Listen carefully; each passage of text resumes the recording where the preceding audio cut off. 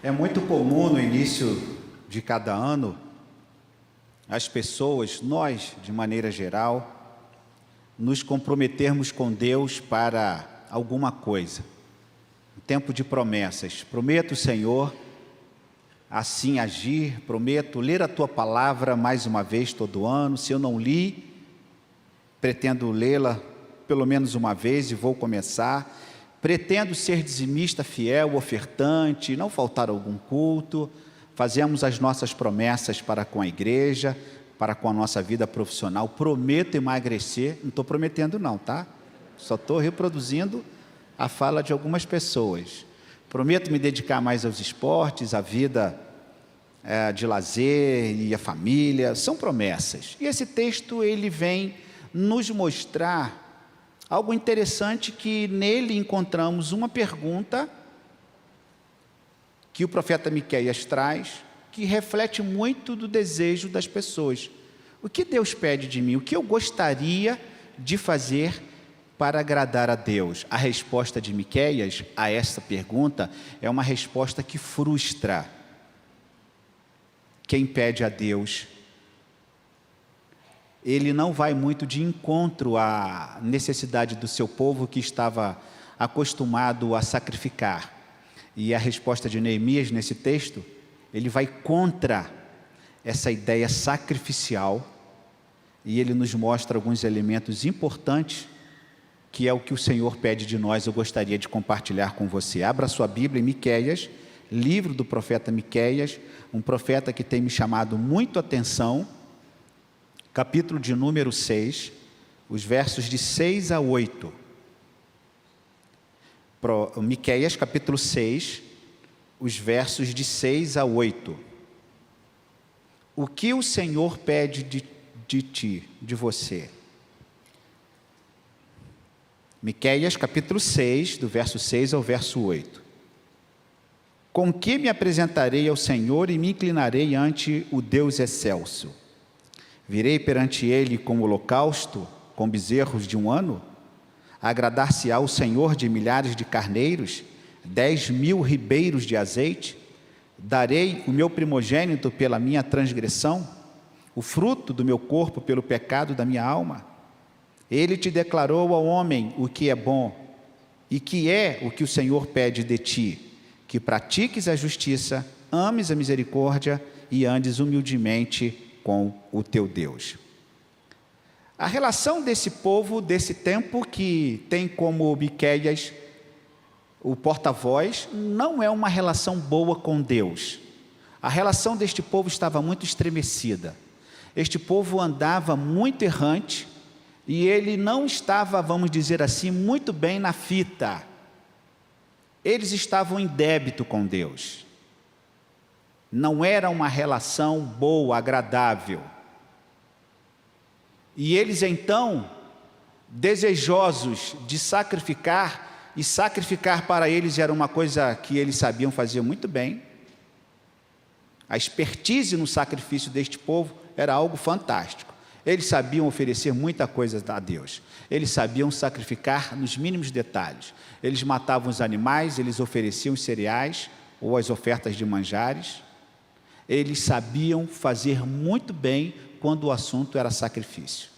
Eu lembro-me uma vez que a minha esposa, antes dela passar num concurso, e ela advogava, ela ganhou de um cliente, além do prolabore, né? Além do dinheiro da causa que ganhou, graças a Deus, ela ganhou um carneiro.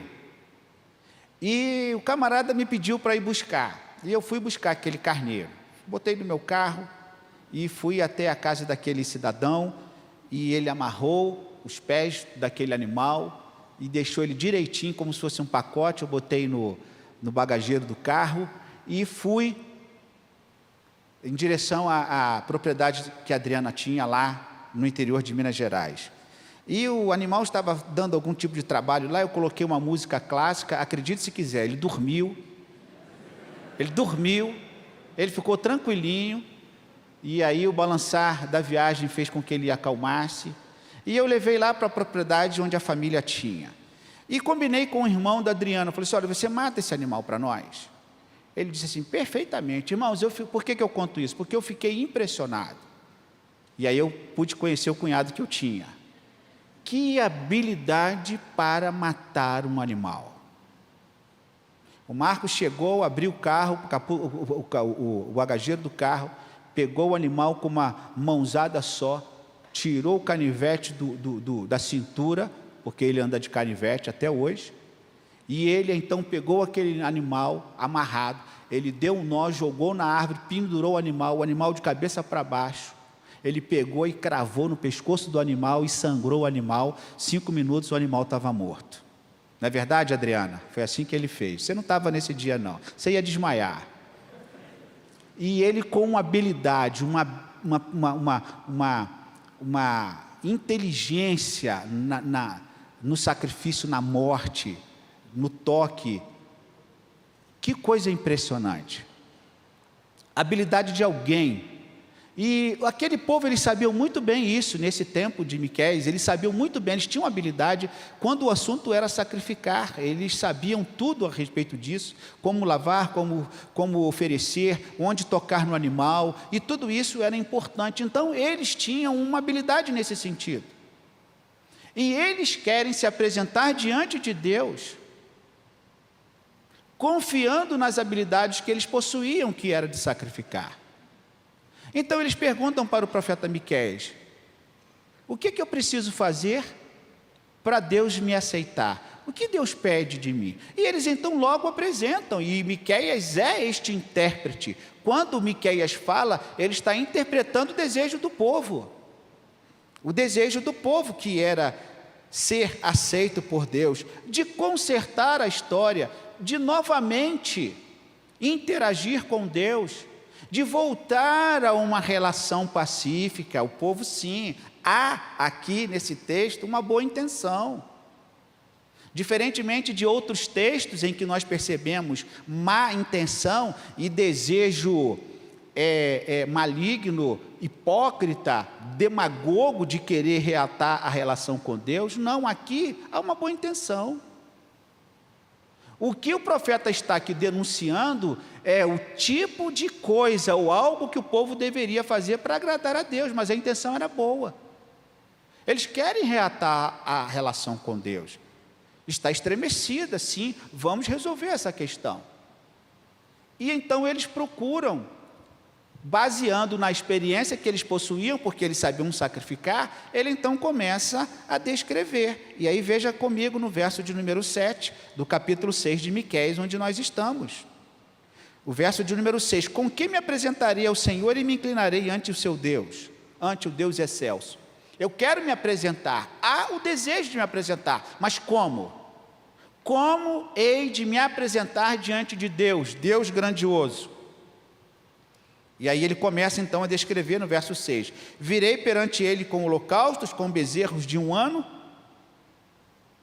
Bezerros de 1 ano era o bezerro de maior valor, ele valia mais do que o bezerro recém-nascido, e ele valia mais do que o bezerro que fosse mais idoso, mais velho em tempo. O bezerro de 1 ano era de muito valor, era algo que era o animal que ele poderia sacrificar, tendo como base o valor que aquele animal possuía. Então ele diz, eu me apresentarei com um animal, com um bezerro de 1 ano. Era exatamente a valorização da oferta que eles queriam demonstrar, oferecendo o animal de 1 ano. E ele continua, ficaria satisfeito com milhares de carneiros? Ele aumenta a oferta. Talvez Deus não aceite o meu carneiro de 1 ano, então se Deus não aceitar, eu vou levar e vou aumentar a oferta. Trarei muitos carneiros, quem sabe Deus vai aceitar. Então eles triplicam, quadruplicam a oferta. Eles aqui multiplicam e fala de milhares. Oferecerei milhares? É a segunda possibilidade, aumentando o valor daquilo que também era valioso para eles, além do carneiro ser valioso, a quantidade. Ele continua, apresentarei diante de Deus com 10.000 ribeiros de azeite, ou rios de azeite, ou seja, me apresentarei diante do Senhor com uma enxurrada de azeite, e o azeite, ele era um dos ingredientes na oferta de cereal ou na oferta de manjar de algumas traduções da Bíblia. Eles eram oferecidos como holocaustos. Os holocaustos que continham o elemento do azeite, ele servia para a adoração, o louvor, era destacado neste sentido, petição, ou a oferta pacífica também que também era comunhão com o Senhor. A oferta de cereal era uma oferta que possuía um aroma suave, agradável ao Senhor, refletia o significado da oferta, e por isso que ele então é apresentado ali com incenso também, que era um dos elementos da oferta de manjar. A oferta de manjar ou a oferta de cereal, ela tinha 4 elementos importantes: o primeiro a farinha, o segundo o azeite, o terceiro o incenso, o quarto o sal, e ele então apresenta aqui ribeiros de azeite no sacrifício para tentar agradar ao Senhor juntamente com o incenso. Deus se agradará de mim com um cheiro suave. Uma outra possibilidade. E ele então continua aqui, no verso de número 7, e ele então chega a algo extremamente importante e essencial, quando ele toca no membro de uma família, como se assim ele pudesse agradar a Deus. Talvez a forma mais extrema de alguém querer agradar a Deus é oferecer uma pessoa como sacrifício a Deus. E isso existe. Nos casos extremos, em que não há um entendimento bíblico, casos absurdos, que não estão na palavra de Deus sendo incentivados, o fato dele utilizar aqui, isto aqui é uma hipérbole oriental, isso aqui é um exagero, é um estilo de escrita que o profeta utiliza para dar a entender uma ideia absurda. E qual é a ideia absurda do adorador que quer se apresentar diante de Deus e oferecer alguma coisa? Ele coloca o seu filho primogênito em sacrifício. Ele diz assim: darei o meu primogênito pela minha transgressão, o fruto do meu corpo pelo pecado da minha alma? É isso que o Senhor quer de mim? Em outras palavras, o Senhor quer que eu sacrifique o meu primogênito? O desejo deles, irmãos, era tão forte de reatar a aliança, que eles chegam a pensar em coisas absurdas. Porque é muito ruim ficar como devedor ou culpado diante de Deus. O ser humano é capaz de qualquer coisa. O ser humano é capaz de qualquer coisa. E quando a questão é sacrificar, ele sobe o que for, independente dos degraus.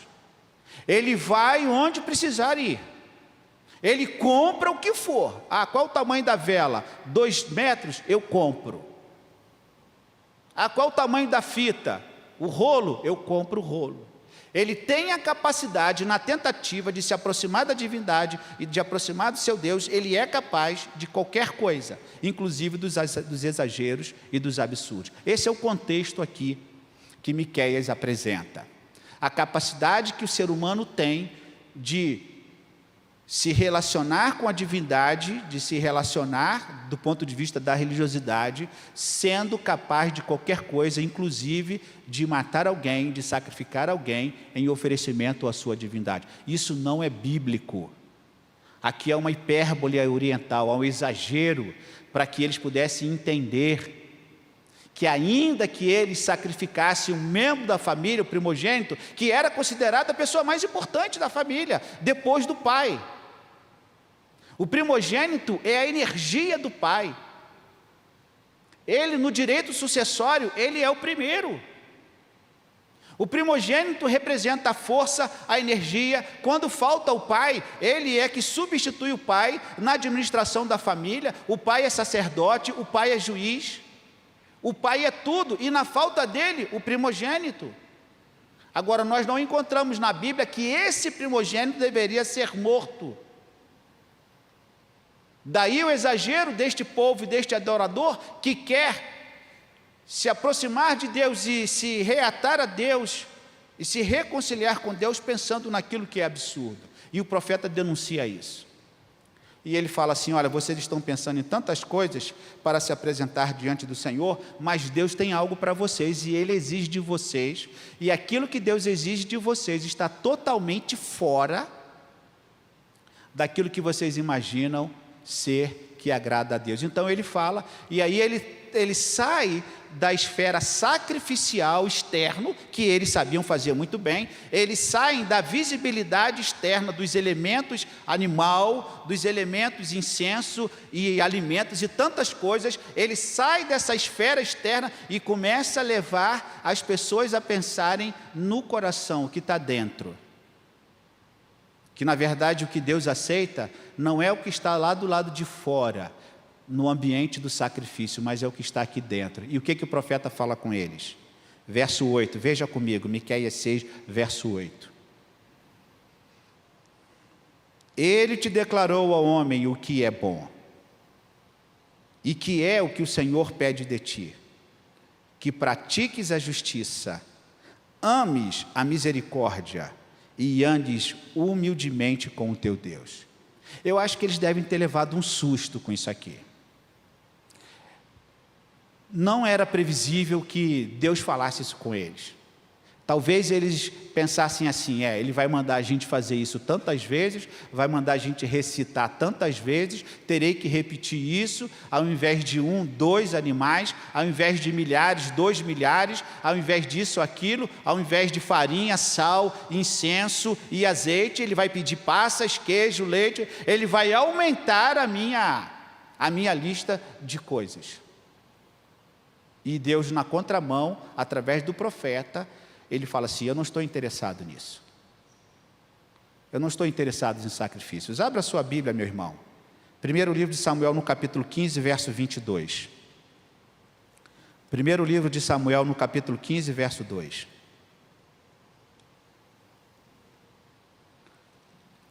Primeiro livro do profeta Samuel, no capítulo 15, verso 22. Quando da desobediência de Saul, ele é rejeitado, e Samuel esclarece o que agradava a Deus, e aquilo que Samuel escreve é exatamente, praticamente, o que Miqueias vai nos dizer no capítulo 6. 1 Samuel capítulo 15, verso 22. Porém Samuel disse, conversando com Saul: tem porventura o Senhor tanto prazer em holocaustos e sacrifícios, quanto em que se obedeça a sua palavra? Eis que o obedecer é melhor do que o sacrificar, e o atender melhor do que a gordura de carneiros. A resposta de Samuel, a resposta de Deus para Saul, a respeito do sacrifício, é praticamente o assunto lá de Miqueias, em que o povo quer oferecer, quer sacrificar. E Isaías, eu poderia citar aqui para os irmãos, Isaías tem palavras duríssimas. Isaías tem palavras duríssimas a respeito do sacrifício. É como se Deus dissesse assim: eu estou com nojo do sacrifício de vocês.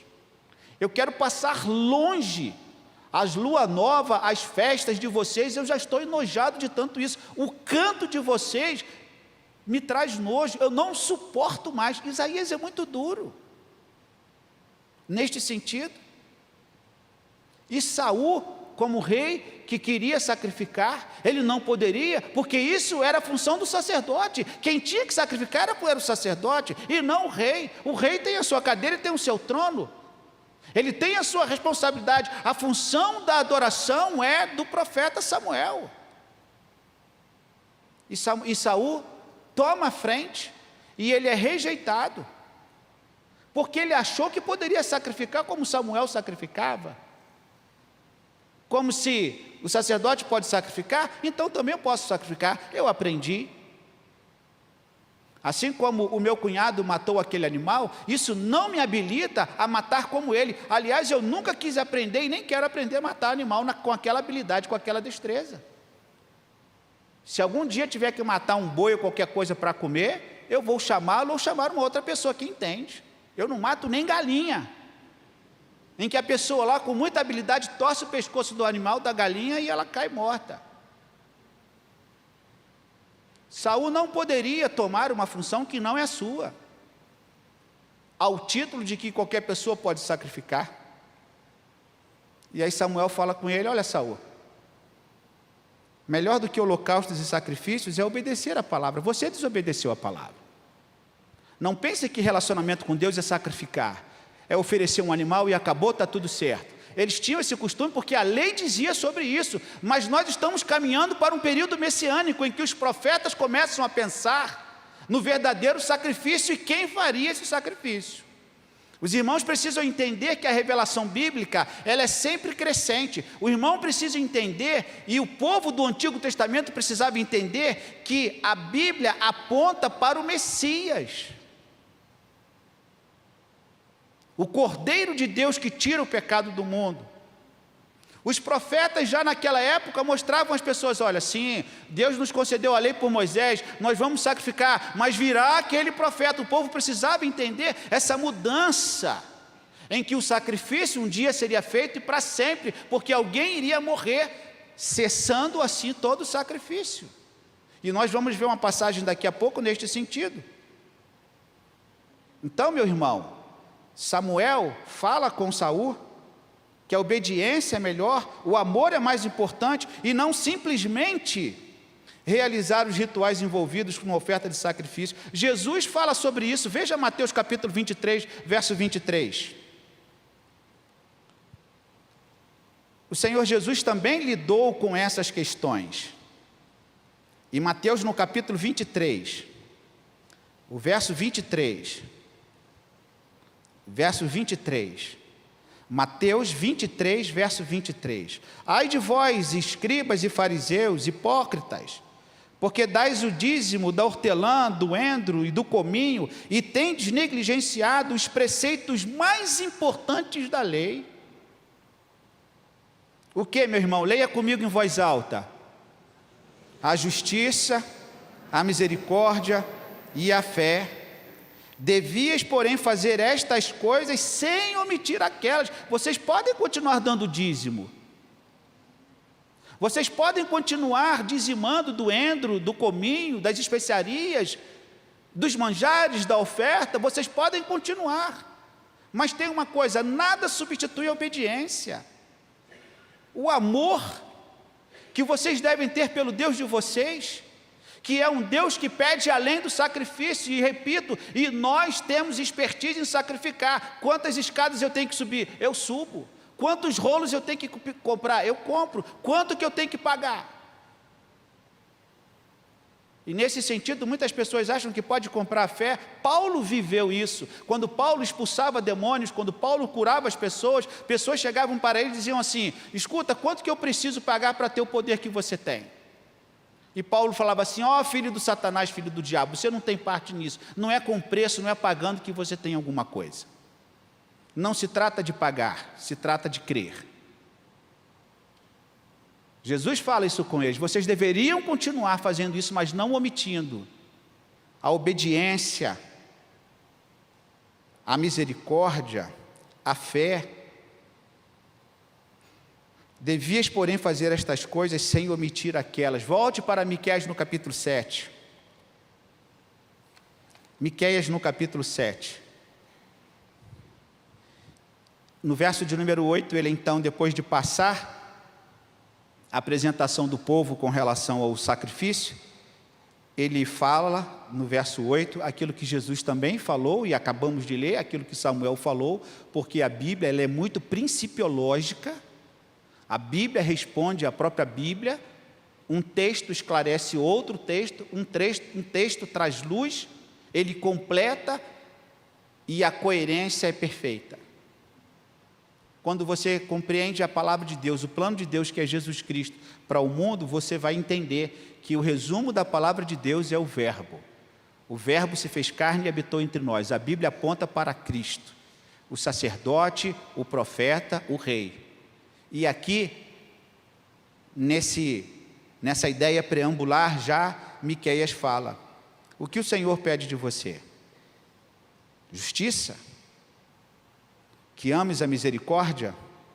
Que andes humildemente com o Senhor, ou seja, praticar a justiça, a sinceridade, a honestidade, ser leal a Deus, ser leal aos seus mandamentos, ser sincero com o próximo, com as nossas obrigações civis, com as nossas obrigações matrimoniais, com as nossas obrigações profissionais. Isso é ser justo.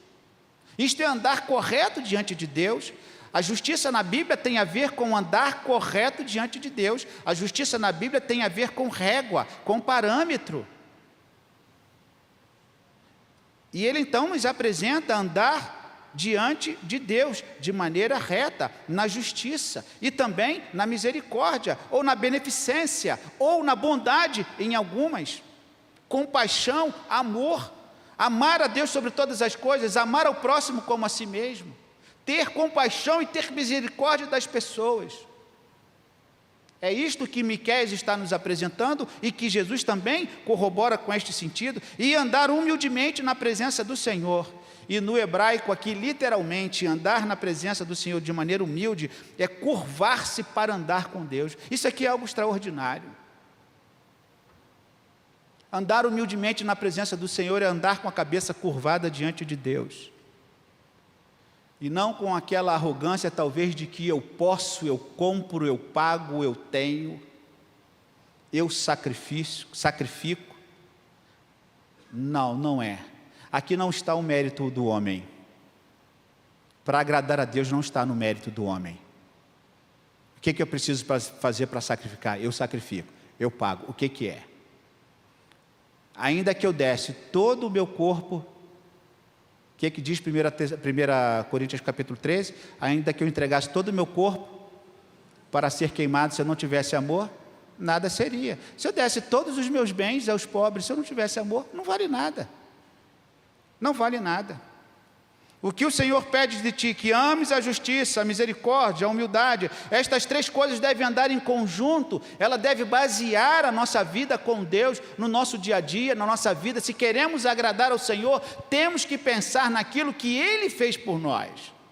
E o que eu posso fazer para andar grato a Deus pelo que Ele fez por nós. E aí, meu irmão, eu queria que você abrisse a sua Bíblia, lá no livro de Hebreus, no capítulo 9. Lá no livro de Hebreus, no capítulo 9, por que Deus pede que andemos na misericórdia, na justiça, na humildade? Por quê? Porque Ele cessou o sacrifício. Hebreus capítulo de número 9. Veja o verso de número 11, meu irmão. Que texto claro que fala a respeito do sacrifício. Hebreus capítulo 9, verso 11. Quando, porém, veio Cristo como sumo sacerdote dos bens já realizados, mediante um maior e mais perfeito tabernáculo, não feito por mãos, quer dizer, desta criação, não por meio de sangues de bodes e de bezerros, mas pelo seu próprio sangue, entrou no Santo dos Santos, uma vez por todas, tendo obtido eterna redenção. Por que nós não sacrificamos mais nos templos? Por que não trazemos mais os animais para sacrificar? Porque Cristo foi o cordeiro que foi morto uma vez só. O sacrifício foi Ele quem pagou. Nós não precisamos mais sacrificar. Inclusive nem a nossa vida oferecendo, no sentido de que o nosso sacrifício diante de Deus, se não tiver amor, nada será. Não adianta os bodes, os holocaustos, não adianta os bezerros. Veja aqui o verso 13 de Hebreus capítulo 9. Portanto, se o sangue de bodes e de touros e de cinza de uma novilha aspergidos sobre os contaminados os santificam quanto à purificação da carne, muito mais o sangue de Jesus Cristo, pelo Espírito eterno, a si mesmo se ofereceu sem mácula, purificará a vossa consciência das obras mortas para servirmos ao Deus vivo. Ele se ofereceu por sacrifício, e não para por aí. Veja o capítulo 10, o verso 10, do mesmo livro de Hebreus, Hebreus 10, 10. Nessa vontade é que temos sido santificados mediante a oferta do corpo de Jesus Cristo uma vez por todas. Jesus cessou o sacrifício para a sua igreja, para o seu povo. O sacrifício no Novo Testamento é Cristo. Eis o Cordeiro de Deus que tira o pecado do mundo. O Novo Testamento começa com essa declaração evangelística, a boa nova sendo proferida pelo precursor, por João Batista: eis o Cordeiro de Deus que tira o pecado do mundo. É uma mensagem evangelística. Os anjos cantavam anunciando boas novas, João Batista aqui na terra anunciando: eis o Cordeiro de Deus. Olha a salvação, olha o evangelista João Batista falando de Jesus: ele é o Cordeiro que tira o pecado do mundo. Verso de número 11 do capítulo 10 de Hebreus: ora, todo sacerdote se apresenta dia após dia a exercer o serviço sagrado e a oferecer muitas vezes o mesmo sacrifício, que nunca jamais podem ser remover pecados. Jesus, porém, leia comigo esse verso 12, irmãos, em voz alta, por favor. Hebreus 10, verso 12, pode ler em voz alta. Jesus, porém, tendo oferecido para sempre um único sacrifício pelos pecados, assentou-se à destra de Deus. Por que Miqueias fala com eles: olha, o que Deus pede de você é que você tenha um coração justo, um coração cheio de misericórdia e um coração humilde diante do Senhor? Por quê? Porque ele diz que isso ao ser humano seria impossível. O ser humano jamais teria condições de pagar pelo seu próprio pecado, ainda que ele oferecesse a si mesmo. E aí é por isso que Cristo vem e ele morre por nós. Aqui está o Evangelho. Aqui está o Evangelho, ele morre por nós, ele é o sacrifício de Deus, a sua morte cessa o sacrifício. O homem já não tem mais mérito, o homem já não tem mais o que oferecer, ele está perdido, ele está condenado, mas alguém teve que morrer, alguém teve que sacrificar, e Jesus Cristo se sacrificou por nós. Irmãos, concluindo, todos nós entendemos que nós precisamos agradar a Deus, isso é fato. Todos nós entendemos que nós precisamos agradar a Deus, que nós queremos ficar bem com Deus, que nós queremos ter alegria, paz, todos nós temos, e isso é importante, isto nos incentiva a viver e a perseverar em nossa trajetória cristã. No entanto, nós encontramos aqui nesse texto aquilo que agrada ao Senhor. Nenhum sacrifício substitui a justiça, nenhum sacrifício substitui a misericórdia e a humildade, porque foi Deus quem ofereceu o seu primogênito por nós, Jesus Cristo, e o mérito é dele, mais que comida, mais que dinheiro, mais que pedras preciosas, mais que o nosso serviço prestado a Deus, a nossa vida como cheiro suave, como sacrifício agradável a Deus, até porque quem pagou foi ele, é o que conta para Deus, e é isto que ele pede de nós.